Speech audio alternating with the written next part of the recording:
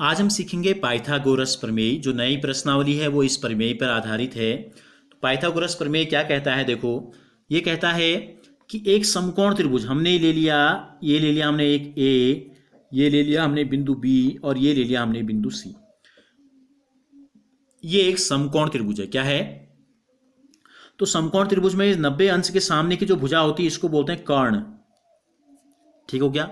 तो ये हमने ले रखी है 5 सेंटीमीटर, इसको हमने लिया 3 सेंटीमीटर और इसको हमने ले लिया 4 सेंटीमीटर। ठीक हो गया? 3 सेंटीमीटर, 4 सेंटीमीटर और 5 सेंटीमीटर।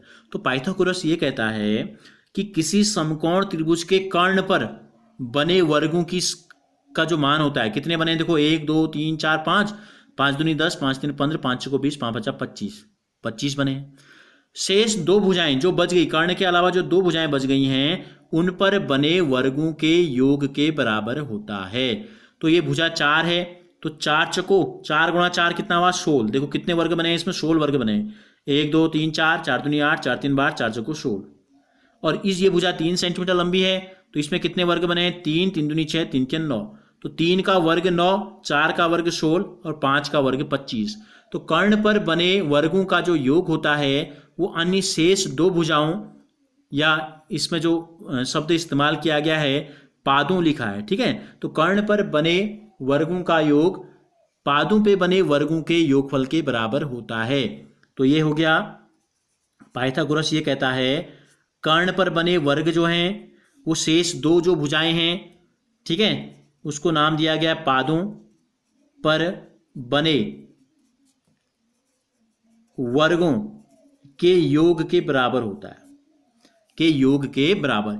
या हम इस भुजा को अगर हम ए कहें, इस भुजा को अगर हम बी कह दें, इस भुजा को अगर हम सी कहें, तो इस रूप में हम कह सकते हैं ए का जो वर्ग है यानी कि कर्ण का, शेष दो भुजाएं बी का वर्ग अधन सी के वर्ग के बराबर होता है।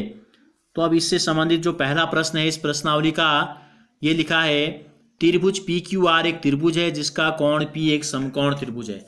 तो हमें क्या करना है? सबसे पहले एक त्रिभुज बनाना है और इसका नाम हमको रख देना है पी क्यू आर। इस त्रिभुज का नाम क्या रख देना है? इस त्रिभुज का नाम हमको रख देना है पी क्यू आर। और समकोण क्या है? पी है, तो जहां पर समकोण बन रहा है ये, यहां पर हमको पी लिखना है, ठीक है। क्यू, इसको क्यू ले लें और तीसरी भुजा को ले लें आर। देखो पी क्यू दिया है 10 सेंटीमीटर, पी से आर की दूरी दी है 24 सेंटीमीटर। ये भुजा हमको बतानी क्यू आर। क्यू आर क्या है?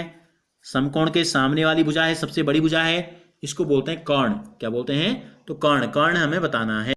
तो क्या दिया है लिख लेते हैं। हमको दिया है, देखो पी क्यू दिया है 10 सेंटीमीटर, पी आर हमको दिया है 24 सेंटीमीटर और क्यू आर जो कि कर्ण है ये हमको बताना है। तो हम क्या लगाएंगे? त्रिभुज पी क्यू आर, समकोण त्रिभुज पी क्यू आर में यहां लिख देंगे समकोण, समकोण त्रिभुज पी क्यू आर में क्या लगाएंगे? हमेशा समकोण त्रिभुज में क्या लगाते हैं हम तीन भुजाओं में? पाइथागोरस प्रमेय से। इसको लिखेंगे क्या है? क्यू आर का जो वर्ग है ये बराबर होगा दो भुजाएं जो हैं पी क्यू का वर्ग धन पी आर का वर्ग। पी क्यू का मान हमको दिया है 10 सेंटीमीटर, तो 10 का वर्ग और ये हो जाएगा 24 का वर्ग। 10 का वर्ग का मतलब होता है 10 को 2 बार गुणा करना होता है, ठीक है। और 24 की घात 2 का मतलब 24 गुणा 2 नहीं करेंगे बल्कि 24 को 2 बार गुणा करेंगे। 24 गुणा 24 होता है। क्या होता है? 24 गुणा 24। तो 10 गुणा और 24 गुणा 24 होता है 576। तो 100 में 576 जोड़ देंगे तो ये हो गया 676। यहाँ क्या है? यहाँ है क्यू आर की घात 2। तो क्यू आर कर्ण का वर्ग हमको पता चल गया, कर्ण का वर्ग हमको पता चल गया। कितना आ रहा है? 676 हमको प्राप्त हो रहा है। तो हमको बताना है क्यू आर। हमें क्या बताना है? हमको बताना है क्यू आर। तो क्यू आर का जब वर्ग है यहाँ से जब हटाते हैं हम, ठीक है, तो ये यहाँ जाके हो जाता है एक चिन्ह ऐसा होता है जिसको हिंदी में बोलते हैं करणी या इंग्लिश में बोलते हैं स्क्वायर रूट। 676 इसके अंदर चले जाता है इस प्रकार से।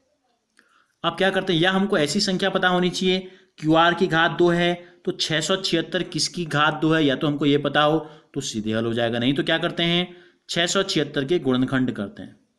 क्या करते हैं, 676 के गुणनखंड करते हैं। तो गुणनखंड करने के बाद हमको जो प्राप्त होता है वो होता है 26 गुणा 26। क्या होता है, 26 गुणा 26। या और करना चाहेंगे तो 2 गुणा 2 गुणा 13 गुणा 13 आएगा। तो हमको ये देखना है कि ये किसका वर्ग है, हमको ये देखना है। ये कक्षा 8 में आप सीखेंगे कि वर्गमूल कैसे निकाला जाता है। तो आपको ये देखना है कि 676 जो है ये किसका वर्ग हो सकता है, दो संख्याओं को गुणा करके। ठीक है, 25 गुणा 25 625 होता है। 25 के बाद आया 676, तो 26 का वर्ग करके हमने देखा तो हमको प्राप्त हो गया।